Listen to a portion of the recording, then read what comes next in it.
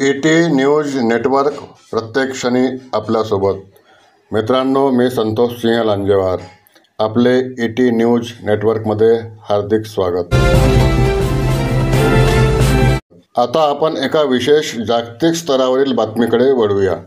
राष्ट्रसंत तुकडोजी महाराज नागपूर विद्यापीठात भारतातील पहिले संविधान प्रास्ताविका पार्क उभारण्यात आले असून या ऐतिहासिक पार्कचे उद्घाटन भारताचे सरन्यायाधीश माननीय न्यायमूर्ती भूषण गवई यांच्या हस्ते दिनांक 28 जून 2025 रोजी पार पडले. भारतरत्न डॉक्टर बाबासाहेब आंबेडकर शतकोत्तर रौप्य महोत्सवी जयंती शताब्दी वर्षात भारतातील सर्व विद्यापीठात विविध नाविन्यपूर्ण उपक्रम राबविण्याचे निर्देश केंद्र शासनाने दिले होते. त्यानुसार भारतीय संविधानाच्या प्रास्ताविकेत नमूद केलेली समता, स्वातंत्र्य, बंधुता, न्याय, सार्वभौमता, एकात्मता, लोकशाही, धर्मनिरपेक्षता व समाजवाद ही मूल्ये नव्या पिढीच्या मनात रुजावी व भारतीय नागरिकांना संविधान मूल्यांचे प्रभावीपणे शिक्षण देण्याच्या व्यापक उद्देशाने तत्कालीन कुलसचिव डॉक्टर पूर्णचंद्र मेश्राम यांनी या ऐतिहासिक पार्कची निर्मिती करण्यासंबंधी मांडलेल्या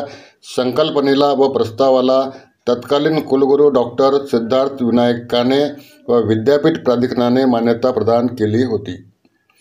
सदर ऐतिहासिक पार्क विद्यापीठ शासन व लोकनिधीतून उभारण्यासाठी वनराईचे अध्यक्ष डॉक्टर गिरीश गांधी यांच्या अध्यक्षतेखाली दिनांक 23 नोव्हेंबर 2015 रोजी समिती गठीत करण्यात आली होती.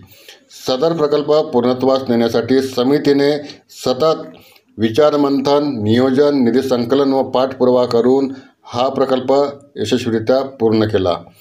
डॉक्टर गिरीश गांधी यांच्या कृतिशील नेतृत्वात सदर समितीने सतत 10 वर्षे अथक परिश्रम घेऊन भारतातील पहिल्या व भव्यदिव्य अशा संविधान प्रास्ताविका पार्कची निर्मिती केली. या पार्कमुळे नागपूर शहराचे नाव देशाच्या व आंतरराष्ट्रीय नकाशावर कोरले गेले. संविधान प्रास्ताविका पार्कच्या ह्या शिल्पकारांच्या मौलिक व मूलगामी कार्याप्रती कृतज्ञ भाव व्यक्त करण्यासाठी त्यांचा कार्यगौरव सोहळा मातोश्री विमलाताई देशमुख सभागृह, धनवटे नॅशनल कॉलेज, काँग्रेस नगर, धंतोली, नागपूर येथे आयोजित करण्यात आला होता. सत्कार समारंभाकरिता संविधान प्रास्ताविका पार्कच्या शिल्पकारांचा कार्यगौरव सोहळा आयोजन समिती नेमण्यात आली होती. या समितीचे अध्यक्ष अमरावतीच्या श्री शिवाजी शिक्षण संस्थेचे व्यवस्थापन मंडळाचे सदस्य श्री हेमंत काडमेघ यांच्या अध्यक्षतेखाली नेमण्यात आलेल्या आयोजन समितीला शहरातील विविध सामाजिक संस्था, आंबेडकरी संघटना तसेच शहरातील प्रतिष्ठित मान्यवरांनी आपले मोलाचे योगदान दिले. या समारंभाचे अध्यक्ष गोंडवाना विद्यापीठ गडचिरोलीचे कुलगुरू doctor Prashant Bokar, Krishna institute of medical sciences कराडचे प्रमुख सल्लागार डॉक्टर वेदप्रकाश मिश्रा यांच्या हस्ते पार पडला. या प्रसंगी संविधान प्रास्ताविका पार्क समितीचे अध्यक्ष डॉक्टर गिरीश गांधी, डॉक्टर पूर्णचंद्र मेश्राम, माजी कुलसचिव राष्ट्रसंत तुकडोजी महाराज नागपूर विद्यापीठ नागपूर, डॉक्टर राजू हिवसे, कुलसचिव राष्ट्रसंत तुकडोजी महाराज नागपूर विद्यापीठ नागपूर, माजी आमदार प्रकाश गजभिये, न्यायमूर्ती किशोर रोहित, सेवानिवृत्त न्यायाधीश, उच्च न्यायालय नागपूर, प्राध्यापक अनिल सोले, माजी आमदार, प्राध्यापक जोगेंद्र कवाडे, आंबेडकरी नेते व माजी आमदार, डॉक्टर अनिल हिरेखन, कुलसचिव गोंडवाना विद्यापीठ गडचिरोली आदी मान्यवरांचा शाल व स्मृतिचिन्ह देऊन यथोचित सत्कार करण्यात आला. ज्यांच्या संकल्पनेतून या प्रास्ताविका पार्कची निर्मिती झाली असे नागपूर विद्यापीठाचे माजी कुलसचिव पूर्णचंद्र मेश्राम यावेळी सत्काराला उत्तर देताना काय म्हणाले ते आता आपण बघूया. मित्रांनो, तोपर्यंत ET न्यूज नेटवर्कला लाईक, कॉमेंट आणि सबस्क्राईब करायला विसरू नका ही विनंती. धन्यवाद. आज या ठिकाणी नागपुरातील विविध सामाजिक आणि सांस्कृतिक संघटनांच्या वतीने जो राष्ट्रसंत तुकडोजी महाराज नागपूर विद्यापीठामध्ये तो ऐतिहासिक स्वरूपाचा जो संविधान प्रास्ताविक पार्क उभारण्यात आला, त्या उभारणीमध्ये नागपुरातील ज्या लोकांचं फार मोठं कृतार्थ असं योगदान लाभलं त्यांच्याप्रती कृतज्ञता व्यक्त करण्यासाठी ह्या सत्कार समारंभाचं आज या ठिकाणी आयोजन करण्यात आलेलं आहे. वास्तविकता हा जो ऐतिहासिक संविधान प्रास्ताविक पार्क आहे, हा पार्क पूर्ण भारतामध्ये हा एकमेव पार्क आहे. भारतामध्ये 3 संविधान पार्क आहेत, परंतु संविधान प्रास्ताविक पार्क हा एकमेव आहे. आणि असा संविधान प्रास्ताविक पार्कची निर्मिती करून या नागपूर शहराचं नाव हे केवळ राष्ट्राच्या नव्हे तर आंतरराष्ट्रीय पटलावर आणि नकाशावर पोहोचवण्याचं काम ह्या समितीने जवळपास 10 वर्ष अथक परिश्रम करून केलेला आहे. आणि म्हणून आज ज्या ठिकाणी जी वास्तू या ठिकाणी जी उभी केली आहे, हे कोणतीही वास्तू ऐतिहासिक वास्तू का होते तर त्याचे 4 निकष आहेत. पहिलं निकष की ती वास्तू जी आहे त्या वास्तूतून देण्यात येणारा संदेश आहे तो भूतकाळ, वर्तमान काळ आणि भविष्यकाळ यांची सांगड घालणारा असावा. आणि खऱ्या अर्थानं तिथे ज्या काही वास्तू निर्माण झालेली आहे आणि त्याचे विचार जे मूल्य आहेत ह्या 3ही काळाची सांगड घालणारी आहेत. दुसरा महत्त्वाचा निकष आहे की ती जी वास्तू आहे ती ऐतिहासिक आणि सांस्कृतिक वारसा असावी. तर आमची जी वास्तू आहे ती आपण पाहत असेल की बुद्धांच्या काळामध्ये जे काही तत्त्व होते, समता, स्वातंत्र्य, बंधुता, न्याय, लोकशाही, ही आमची सांस्कृतिक धरातल आहे, आमची विरासत आहे, ती तिथे प्रस्थापित करण्याचा प्रयत्न या ठिकाणी झालेला आहे. आणि म्हणून त्याला ऐतिहासिक असं महत्त्व आहे. तिसरा निकष असा असतो की ते एज्युकेशनचं सोर्स असलं पाहिजे, शिक्षणाचं स्रोत असलं पाहिजे.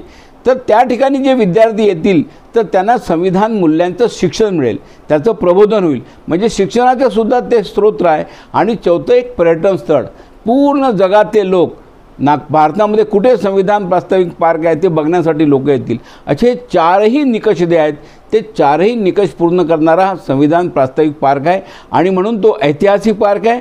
त्याचं जतन करणं, त्याचं रक्षण करणं, त्याचं संवर्धन करणं ही नागपूर विद्यापीठाचीच नव्हे तर पूर्ण नागपूरकरांची ही जबाबदारी आहे. ही स्वागत समिती, सत्कार समिती त्याचं जतन आणि संवर्धन करेल अशी अपेक्षा व्यक्त करतो. आणि त्यांनी जो सत्कार आयोजित केला त्याबद्दल मी त्यांचे मनपूर्वक आभार व्यक्त करतो. बाबासाहेबांच्या 125व्या जयंतीच्या निमित्ताने विविध विद्यापीठांमध्ये विविध प्रकारचे कार्यक्रमांचं आयोजन झालं. परंतु ही अतिशय आनंदाची आणि अभिमानाची गोष्ट आहे की नागपूर विद्यापीठाचे कुलसचिव डॉक्टर पूरन मेश्राम यांच्या मनातून एक अशी अभिनव कल्पना आली. देशामध्ये पहिल्यांदा संविधान प्रास्ताविका पार्क आपल्या शहरामध्ये तयार होतात. त्यांनी तो प्रस्ताव मांडला आणि त्यावेळेचे तत्कालीन व्हाईस चान्सलर जे होते डॉक्टर सीताराम खाने त्यांनी त्यास अनुमती दिली. पुढे माझं नाव आलं अध्यक्ष, या समितीचा अध्यक्ष कोण असावा तर त्याच्यासाठी पुराण मेश्राम असतील आणि येरेखान असतील किंवा विद्यापीठाचे इतर सर्व मित्र असतील त्या सर्वांनी माझ्या नावाला मान्यता दिली. आणि सामाजिक जीवनामध्ये अलीकडच्या काळामध्ये दुर्दैवाने स्वातंत्र्योत्तर काळामध्ये चांगल्या ठिकाणी काम करायची संधी मिळेलच असं वाटत नाही, असं राहिलेलं नाही वाटलं. आणि संधी मिळाली कोणत्याही समितीमध्ये जर काम करायचं असेल तर बोलविकास आणि कोणीतरी वेगळाच असतो. आणि निष्पत्ती जी आहे ती फार काही चांगली निघत नाही. परंतु काही जीवनामधले प्रसंग असे असतात सामाजिक जीवनामध्ये, सार्वजनिक जीवनामध्ये ते काही घटना माणसाच्या आयुष्यामध्ये अतिशय महत्वाच्या असतात. देश का संविधान एक आजादी के बाद के भारत का जुटेलबाई स्पंदन है. It's heart beat of the Indian society. और वो स्पंदन इसलिए है कि उसके पास एक प्रास्ताविका. दुनिया के किसी संविधान के अंतर्गत अध्यक्ष महोदय कोई प्रास्ताविका नहीं. जिस संविधान को हम मदर रिपॉजिटरी कहते हैं, जिस मैग्ना कार्टा के संदर्भ को हम बहुत गर्व के साथ लेते हैं, उस ब्रिटिश के पास, उस युक्ति के पास कोई लिखित संविधान नहीं. अमेरिकन संविधान थॉमस जेफरसन के माध्यम से प्रतिपादित जीवन मूल्यों का सैद्धांतिक सिद्धांत 8 आर्टिकल का कॉन्स्टिट्यूशन है. भाई क्यों कहना चाहता, भारतीय संविधान की संरचना के अंतर्गत प्रास्ताविका एक अभूतपूर्व महत्व है. प्रास्ताविका केवल भारतीय संविधान की प्रस्तावना नहीं है देश. दूसरे विश्व युद्ध के घातक परिणामों के बाद सारी दुनिया इस चिंतन को लेकर के खड़ी होती है।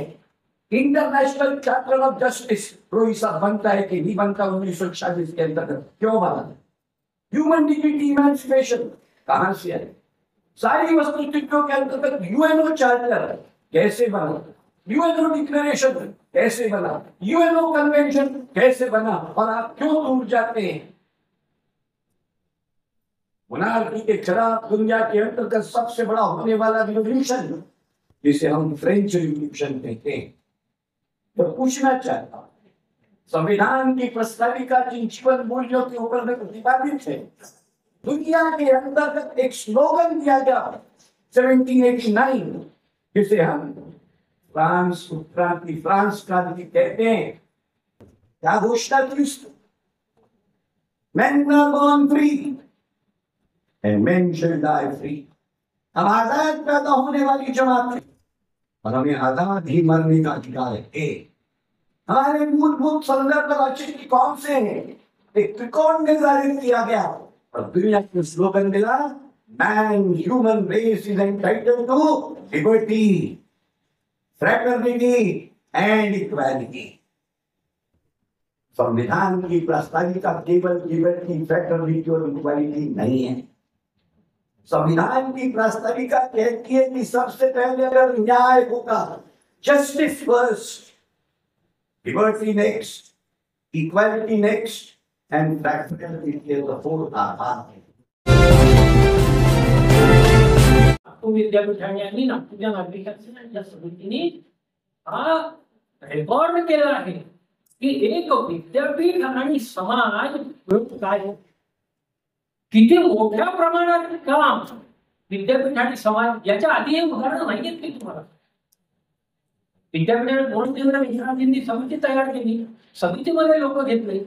ह्या समितीलाही याची कल्पना नसेल की अशा प्रकारचं काम विद्यापीठ आणि समिती मिळून विद्यापीठाच्या आवारामध्ये करू शकतो। तेवढं धाडसाचं पाऊल होतं की लॉ कॉलेज चौकासारख्या महत्वाच्या जागेवर 2 एकर जागा ह्या प्रकारसाठी दिली। कदाचित आपण अनेकदा मोठमोठ्या गोष्टी करतो, त्या गोष्टी करत असताना त्या प्रवासामध्ये आपण काय करतो आहे, कुठला इतिहास आपण रचतो याची जाणीव आपल्याला नसते, परंतु हा इतिहास निश्चितपणे रचला गेला। विद्यापीठ आणि समाज कुठल्या प्रकारचं काम उभं राहू शकतं आणि कदाचित हे उदाहरण हे केवळ महाराष्ट्रातल्या नव्हे तर भारतातल्या अनेक विद्यापीठांसाठी वास्तुपाठ ठरेल प्रमाण। राष्ट्रीय शैक्षणिक धोरण 2020 आलेलं आहे। काय म्हणतात राष्ट्रीय शैक्षणिक धोरण 2020? राष्ट्रीय शैक्षणिक धोरण 2020 सांगतं की जसं इंटरडिसिप्लिनरी म्हणजे तसं अनुभवात्मक शिक्षण असतं। मित्रांनो, तुम्हाला एक सांगतो, काही माणसं श्रीमंतीला सलाम करतात आणि काही माणसे गरिबीला गुलाम करतात, मात्र जी माणसं माणुसकीला प्रणाम करतात ते खऱ्या जीवनामध्ये सन्मान करतात। त्याच्यापैकी डॉक्टर बाबासाहेब आंबेडकरांचं नाव घ्यावं लागेल। आज काय आहे, आता आपला कार्यक्रम आहे भारतीय संविधानाचं क्रियापद आणि त्या प्रास्ताविका 5चं उद्घाटन झालं, मोठा कार्यक्रम त्या ठिकाणी घेण्यात आला। त्या ठिकाणी सगळे तुम्ही बघितलं, अर्थशास्त्राचे पिता कोण, कंप्यूटर के पिता कोण, भौतिक शास्त्र के पिता कोण, भूगोल के पिता कोण, जीव विज्ञान के पिता कोण, आधुनिक रसायन के पिता कोण, जंतु विज्ञान के पिता कोण, हे जर तुम्ही वाचलं, या जगातला संविधानाचा पिता जर कोणी असेल तर ते डॉक्टर बाबासाहेब आंबेडकर आहे। आपण त्यांना विसरू शकत नाही। एवढा मोठा माणूस कधी त्या ठिकाणी होणार नाही, म्हणून त्या डॉक्टर बाबासाहेब आंबेडकरांच्या संविधानाचा पाठ त्या ठिकाणी दुपारी तुमचं साहेब नाव घेतलं, बाबासाहेब आंबेडकर। तुम्हाला सांगू इच्छितो, दुपारा साहेब नोट करा तुम्ही, बाबासाहेब आंबेडकर 2 वेळा त्या ठिकाणी लोकसभेच्या निवडणुकीला उभे राहिले, 2 वेळा पराभूत झाले, दोन्ही वेळा बाबू जगजीवनराम 8 वेळा लोकसभेला उभे राहिले आणि 8 वेळा निवडून आले. इतकेच नाही तर कायमचे ते केंद्रीय मंत्रिमंडळात आले. दोघेही शोषित, पीडित, अस्पृश्य, दलित बहुजनांचे नेते होते. पण आज समाज उपेक्षित, वंचित, भटक्या, दलित बहुजनांसाठी प्रेरणास्थान म्हणून बाबासाहेबांना मानतो. बाबू जगजीवनरावांना मानतात असं नाही म्हणत, परंतु प्रत्येक घरामध्ये या देशामध्ये जर कोणाचा फोटो असेल तो डॉक्टर बाबासाहेब आंबेडकरांचा आहे, बाबू जगजीवनरावांचा नाही. कार्यगौरव सोहळ्याचे आभार प्रदर्शन करण्यासाठी कार्यगौरव सोहळा समितीचे सदस्य श्री निलेशजी खांडेकर यांना मी आमंत्रित करतो.